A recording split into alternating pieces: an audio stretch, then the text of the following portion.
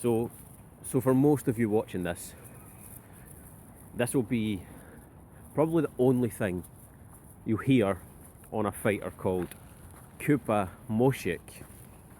It's a Polish fighter fighting out of Yarmouth in Norfolk in England. Now, as I said, you probably don't know anything about this guy, and unless you've read it on another forum, this will be news. And it's a shame.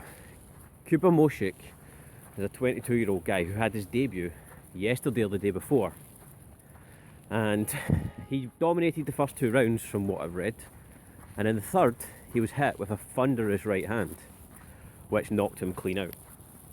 Now, he fell straight into a coma and has been on life support since. Now, what makes this worse is it wasn't just his debut, wasn't just his first fight that he got knocked out. It's not the fact of all that and he's in intensive care now. What makes it worse is it was an amateur fight with the big gloves and the headgear, and where it's a point scoring game. And it just goes to show, like, if you take into account, like, when people talk about robberies in professional ranks, it shows what people give up to get to those places where they can win titles, and how robberies are just so unjust. This guy is his first ever fight, so hopefully he recovers. Probably his last ever fight. In fact, when these things happen, it's rare to see a fighter get back in the ring. It's not like Michael Katsidis, where he's told, you've got shit wrong with your brain, so don't fight. And he still plans a comeback. He can do that because he's never really been in the situation where he's out cold, he's down, he's in hospital. So, I mean, the point is, this just highlights how much boxers sacrifice to get to those stages and the risks they take. Now, unless you've read about this guy on another website, which I don't go on any other forums, I have loyalty just to Sado.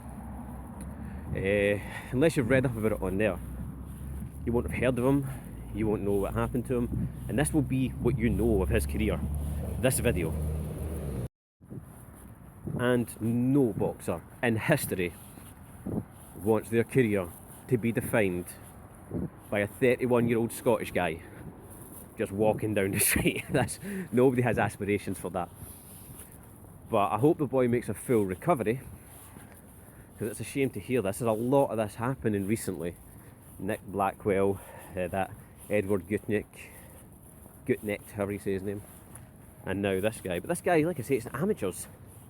It's probably good what's happened to him, because if you can get KO'd so brutally with the padded gloves and the headgear, imagine had he outpointed that guy, do you know what I mean, and then got through the amateur ranks, just say, somehow, and became professional, and then you've got no headgear and smaller gloves. Imagine getting hit then.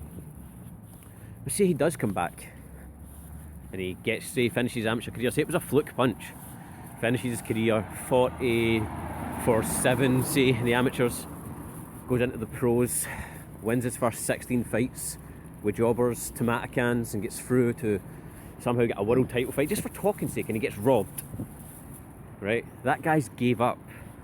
I mean, close to death at the moment. He's risked that. He's been in that situation, and then to get robbed would be a travesty.